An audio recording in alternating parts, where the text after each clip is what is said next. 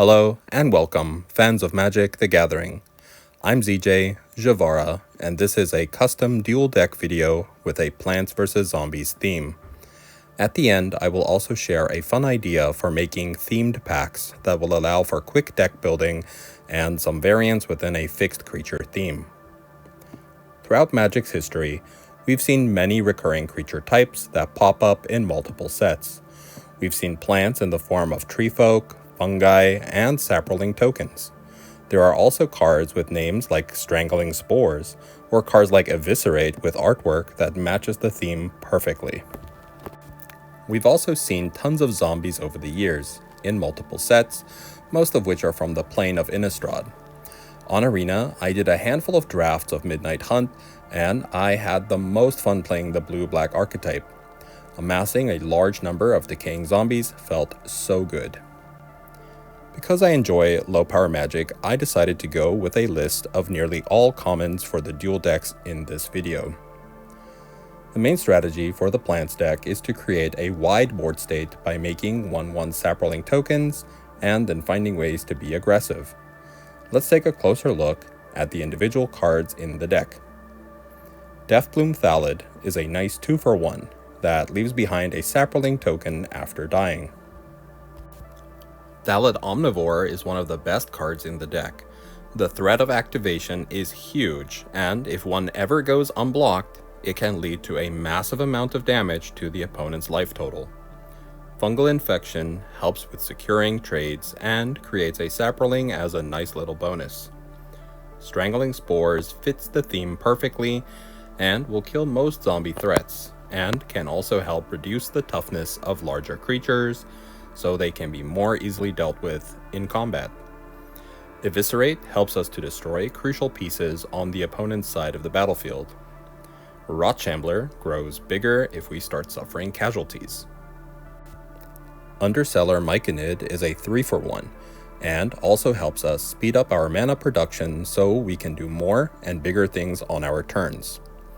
Yavimaya Sapherd makes 2 bodies, a 2/2 and a Saproling token, which is maybe not a whole lot, so I can see an argument for cutting this card in favor of more interaction, such as additional copies of Eviscerate or Strangling Spores. One or more Spore Mounds in play act as Saproling factories fueled by our land drops. Titanic Growth on an unblocked Saproling can lead to big damage, or help turn the tide in combat. Saproling Migration gives us 2 bodies on turn 2, or a massive 4 Saprolings when cast for its kicker cost in the late game. And what would any Saproling deck be without at least one copy of the flagship legendary, Slimefoot the Stowaway? A powerful creature with an activated ability that makes more Saprolings, while his static ability makes it so that Saproling deaths drain the life from our opponent. Now for a closer look at the zombie package. Similar to the Plants deck, the zombie deck will do its best to amass an army. While on the defensive, the decaying zombie horde can be sacrificed or tapped for effects. Then, when the time comes, they can be sent into battle for the final push that will kill the opponent. Let's take a closer look at the individual cards in the deck. With its 3 toughness, the larder zombie can stave off attacks from Saprolings early in the game. It brings added utility by allowing us to surveil with its activated ability, so we can put cards into the graveyard or get less impactful draws out of the way. A Falcon Abomination can be a great evasive threat, and if left unanswered, it will rack up a lot of damage over time. And it comes with an added bonus of making a zombie token. Organ Hoarder is a powerful 2-for-1 that draws a card, enables card selection, and drops cards into the graveyard. Siege Zombies and their activated ability can help guarantee damage when a direct attack does not yet make sense.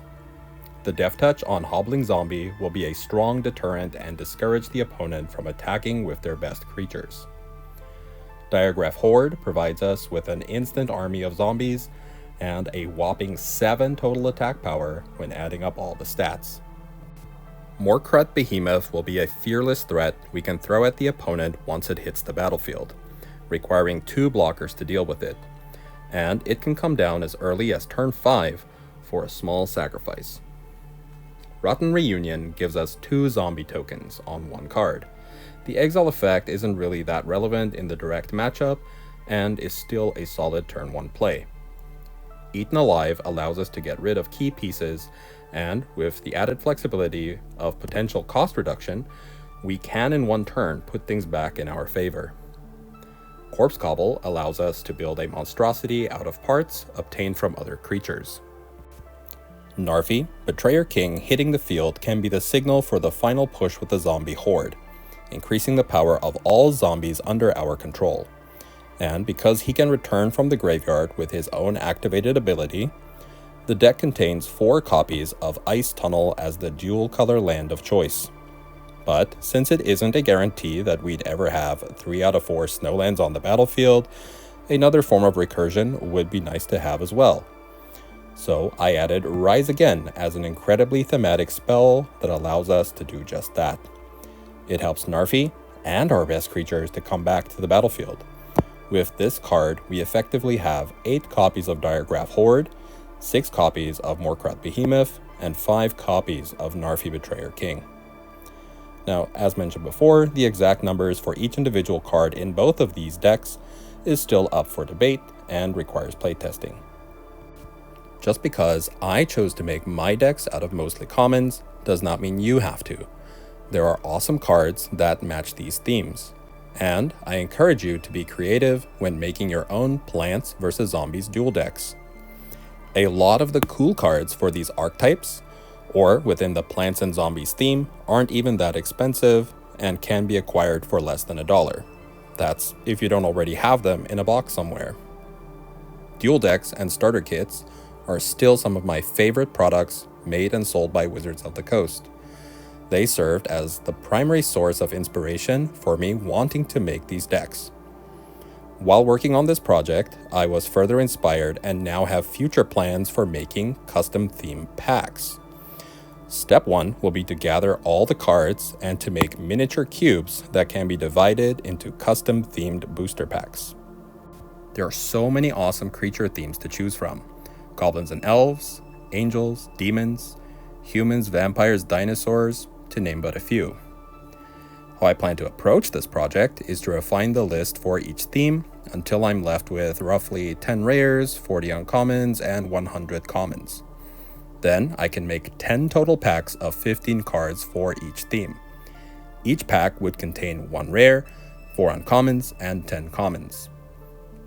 A player would get 3 packs at random from a matching theme for a total of 45 cards, all playable and functional. To make it into a deck, all the player would have to do is remove a few cards, roughly 8 or 10, before adding basic lands. This gives every game a new twist, and with the surprise element, it will keep gameplay fresh. I hope this video inspired you to explore opportunities to build your own themed packs or duel decks with your favorite creature types. If you enjoyed this, please consider giving the video a thumbs up and subscribe to this channel if you'd like to see more of my content in the future. I'm ZJ Zjivarra. Thank you so much for watching.